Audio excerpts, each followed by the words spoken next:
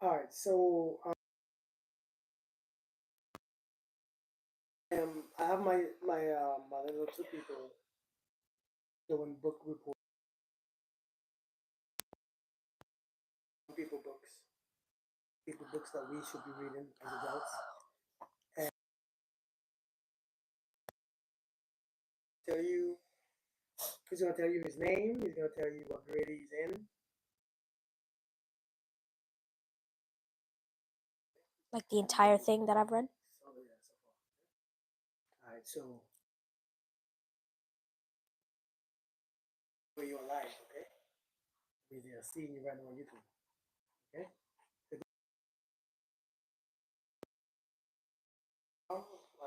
And what books you're reading. So we're gonna sit up and get start reading.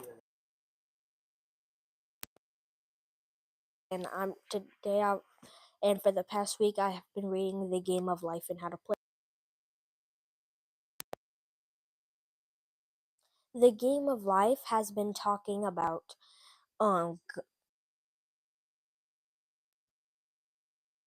what you do when you play it and about God and like how God can make any wish. Um and also when you want something to happen, it will come true. Like today I read there was this she was in New York City with her friends. Her friends already there weren't that many apartments still left. Can you guys hear?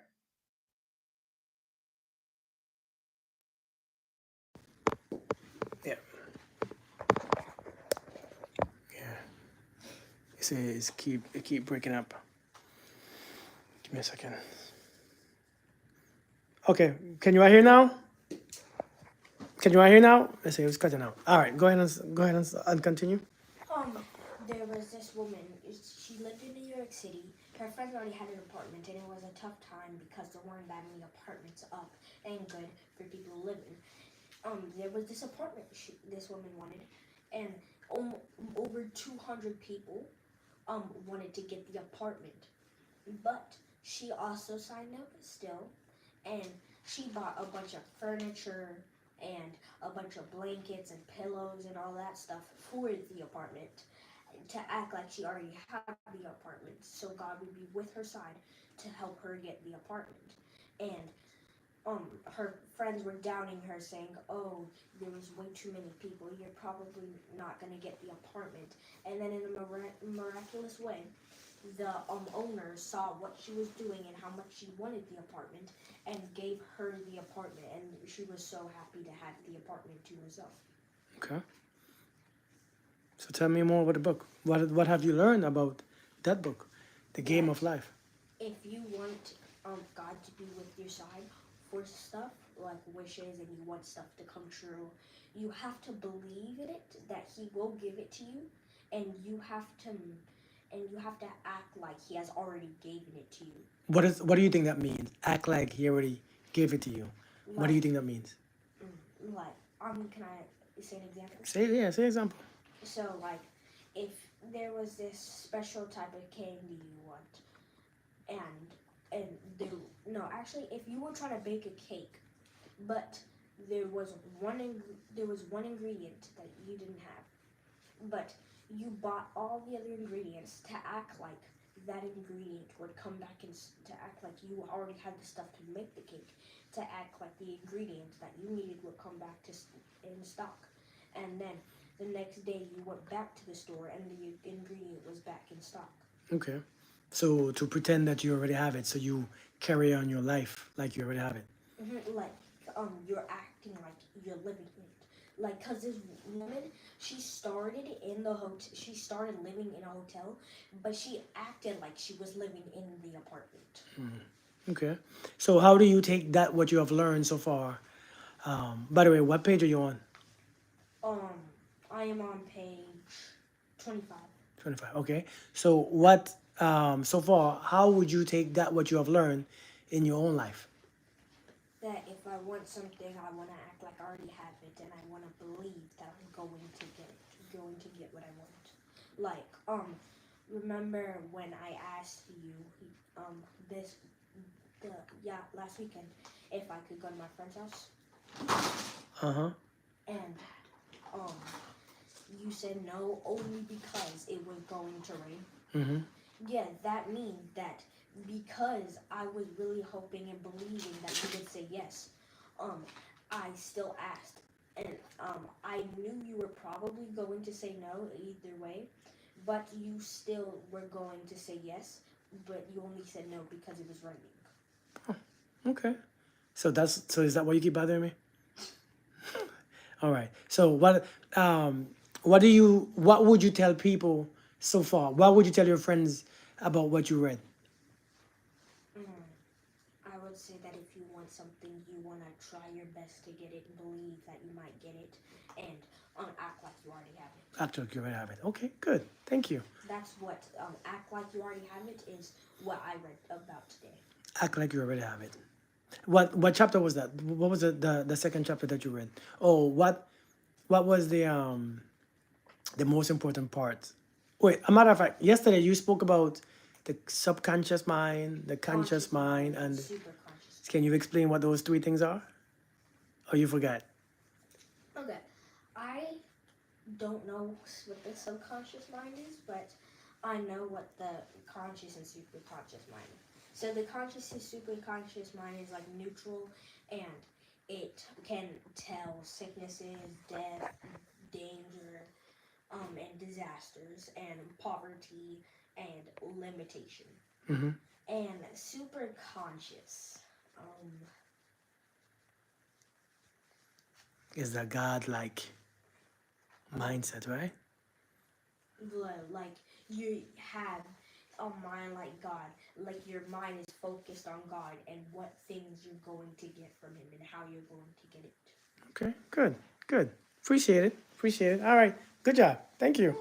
All right, now Kyla, your Just turn. gotta leave the book in your room. No, just leave it there. And this is my daughter. My You're gonna tell them who you are and which book you are reading, and you're gonna explain where you are read so far and what you have been doing. My name is Kyla. I'm in fifth grade. Why are you speaking all soft? You gotta speak up. You all loud every other time. Sorry. I'm Kyla, and I'm in fifth grade, and I read the Four Agreements. What it, the first chapter I read was it was Your words. Be impeccable with your words. don't be impeccable with your No, words. be impeccable with your words. Said don't, but Be impeccable. when it means by be impeccable with your words is that when you tell somebody something, you want to make it nice and not mean, because if you say something mean to somebody, they'll start to believe in it, and then they'll believe in it until someone says, like an example, if you come up to somebody and say, hey, you're so stupid or something, and they'll believe in it, and then if someone else comes up after that and says, hey, you're so smart, or the opposite of what the other person says, they'll start to believe in that more than they'll believe in they're stupid. But if that same person or a different person comes up to them and says that they're stupid or whatever the first person called them, they're going to believe in the first person more than they're going to believe in the second person, only because it's what two people said. And when people believe in it, it's like a seed in your mind. When someone says something to you, the seed gets placed into your mind, and you'll believe in it, and it'll start to grow as you live. When it grows, it'll get worse or better. It's like a poison that they're giving you. It could be a cure or it could be a poison. So if someone says something mean to you, then it's a poison. If someone says something nice to you, it's a potion. Poison. A what? Poison. A poison, sorry. And then so like if you say something mean to somebody, they'll believe in it, and they'll start to feed on the poison, and the poison could get worse. But when someone says something nice to you, it's like a cure to the poison. It'll stop it until a next person said that that that they're stupid or something like Right. that. The next chapter I read about was You go ahead. Take your time. Somebody says they love your description. thank you. That's right. They said they love you too. Oh yeah, I found it. The next chapter I read was don't take anything personally. Hmm. So when it says by don't take anything personally, it's when someone says something. Wait, just give me another second. I'm sorry.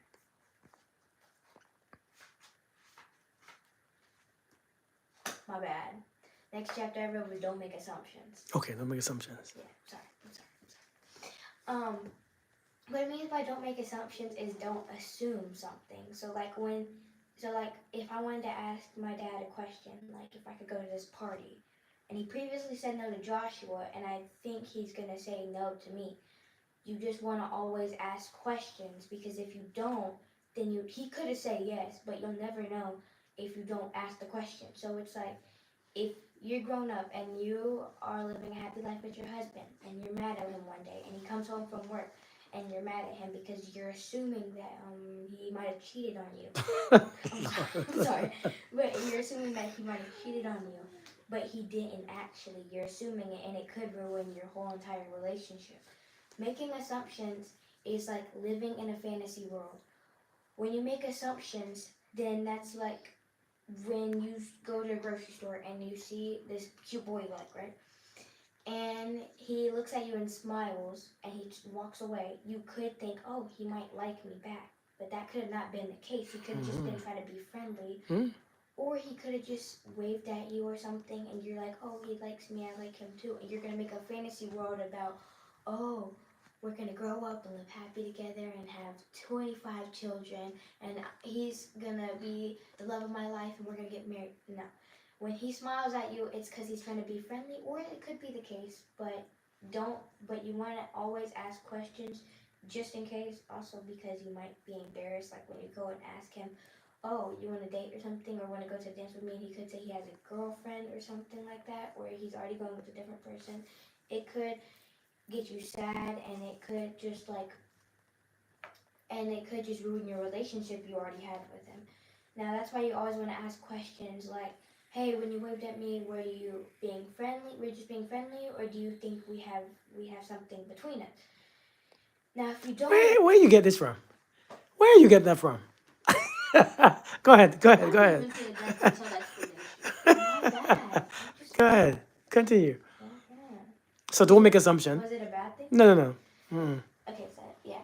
So when you make assumptions, you always want to ask questions because if you don't, it could ruin something that you were planning for a long time. Like if you want to go to a birthday party, like I said before, or yeah. Okay. And what's the third one? Is it the last one that you read? The last chapter. Yeah. I thought you read 3. Didn't you read 3? Don't take it personal. So let your word be impeccable. Don't make assumptions, Oh. and don't take things personal. My bad. I skipped this pass. I skipped. Yeah. Go ahead. But yeah. I didn't read this. I didn't read this one yet because I accidentally skipped to. Oh, you skipped? Yeah, I didn't mean to. I didn't mean to. It's all right. It's all right. Oh yeah. So let me ask you. So how would you implement? How do you do that? How do you take that same kind of word in school? Like, what would you? How do you live like that in school? Don't be impeccable. Be impeccable with your words. I would use that like. If someone is being rude to me, I wouldn't say anything back, or I would say something nice, or like I would just ignore them because if I say something back to them, you never know what's going on at home, and then they could have problems with what's going on at home, and you might not know, and they're just trying to take the anger out on someone else because they don't want to hold all their bad feelings in. So I'm not going to say anything rude to them. But when you say don't make assumptions, if like for example, if my friends are talking about something and they don't want to tell me it, I'm not gonna assume that they're talking about me. Mm-hmm. I'm just gonna say, oh, maybe that it's something personal that's happening, or it's just between them, and that's fine. I'm not gonna like assume that it's about me or anything. Okay. But like when people assume that it's about them, they're gonna get mad, and it could also ruin their friends and their relationship. Your friendships. Okay. Okay. Somebody said they're ready for the tea from school. All the tea that you be spilling, but don't start with no tea. Leah, do you have anything that you want to add? Come over here if you want to add something about what Joshua read to you yesterday. Go ahead and stand up. About what you learned from all these things. No, you don't have anything you want to add. So far, how do you feel about that book? I think it's really good, and that it'll teach you a lot of life lessons about stuff, and it'll get you more friendships or more relationships with people. And I think it's also very interesting. Very interesting. And how about you, Joshua? What do you think about the book that you're reading? The book that I'm reading, it's not that interesting, but I still It's not. like You don't think it's interesting? Oh yeah, no, I'm sorry. I'm sorry. I'm not leaving a bad review on it, but it's really boring. You should read this book. It's way better. It's one better. Yeah. Do you like the one better too? Yeah. But you remember when you was telling me that the book, the one that you're reading, when he says, "If you want love, what must you do first?" Which one? Your book that you're reading, That one. because he read this one too, but the one that you're reading now, yeah. If you want love, you give love, right? I mean, like whatever you give. love, you give love, and whatever you do, you want to spread love to make sure you get love, because whatever you put into the world, it comes right back to you. Say it again. Say it with your chest. Whatever you put in the world, it comes back to you. So if you spread hate, the hate will come back to you. If you spread love, the love will come back to you. But you don't think that's very important, especially amongst kids? It doesn't work with someone in Savil's class though. I'm not gonna spill the tea, but You're not gonna spill the tea. don't name anybody. I'm not. There's this kid in my class. Even if you spread love to him, he's just gonna spread hate back. Oh, I He know doesn't who do you're that. talking about. Ah He man. doesn't. Hey, so listen, that was our book report for today, Thursday. What's today's date? April April 3rd. 3rd. April 3rd. They're reading these books every single day for 1 hour. That's what they've been doing for 1 hour every day is when they read these books. And they get to give me the summary. Yep, there's a book club. That's my hey, I have one with my members and I got one with my kids. So this is what we are doing every day. Hey, listen, one of the best things to do is have your kids read. You might be surprised that these jokers can actually read. They act like they can't read because they hate reading. But you might be surprised that their understanding is far above what you assume that they are, that they have. So they're very they learn the information, they can learn it. Now my daughter wanna read this one. What book is that, Leah? It's Don Mazil Ruiz Little Book of Wisdom. If you can't even read the front, you don't even read the book. Little Book of Wisdom. You wanna read that one, Leah? But I think one of the best things to do is to get your kids involved in some books, man. I think when the earlier they learn, they have a better fighting chance. You see what I'm saying? The earlier they learn, the better fighting chance they have because they can actually see a lot of information in front of them early. So they get used to reading, especially when they become adults. So that's what I would say when it comes to these kids and reading. They don't like it that much. They don't like reading. But I realized that they could comprehend what they were reading based on these adults' books because I didn't start reading these books until I was in my 30s. Daddy, Yes? do you have any more books like that you can learn in? You know what? I'm going to give you your own book. I'm going to buy a book for you, okay? A child book, okay? That have the same message, okay? Okay. And then so you can read the book and tell me what you Like think the it Three means. Little Pigs. No, those same type of books with knowledge. I already know the truth. So, but yeah, so listen, you all thanks for watching, man. You all thanks for being here. We're going to keep doing this. This is a daily thing every single day, Monday to Friday. We read and we study. No, All Monday right. to Thursday. Yeah. Thank you, Mariana. We don't do it on Friday. Okay, so Monday to Thursday. Yeah. Well, we probably should start doing it on Friday since you are No, just. no, no, no. We're good. We're good. We're Yeah, good. should they read on No, Fridays? no, too? please. No. Thank you. That's why you're my favorite. Yeah, you're my favorite too. You No, are. I'm her favorite. So bad. Thank you, girl. Jamisha. Thank you, guys. Hey, thank you guys for watching. Listen, I hope this could motivate somebody else. So, hey, thank you, Seth. Thank you so much. Get them the Oh, book. you sent money. Somebody send you the money to get them the book. Thank you, Seth. I will get them the book for real. We do books for real. Like we Thank do. you. We really be reading in here. So let me we're not gonna probably be live again about this, but I'll post some videos more about these books. All right. So you all be blessed. I'll see you guys later. Thanks for watching. You all say bye. Bye. Bye. Bye. Bye. Wait, how much money did they send? Hmm?